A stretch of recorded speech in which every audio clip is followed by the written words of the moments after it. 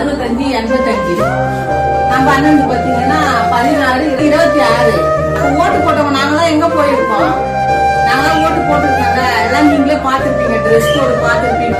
கருத்து கணிப்பு தான். நானும் தெரியும் 75 95 128. இதெல்லாம் பார்த்து யாரும் முடிவு எடுக்க வேணாம். நம்ம அண்ணனை நம்ம வரணும்னு நம்ம அண்ணனுக்கு ஓட்டு போட்டிருக்கோம். அதெல்லாம் நம்ம நம்பிக்கையா இருக்கிறோம். அண்ணன் பத்தீங்களா என்னன்னா கோயிலுக்கு போயிட்டு வந்துக்கிறாரு.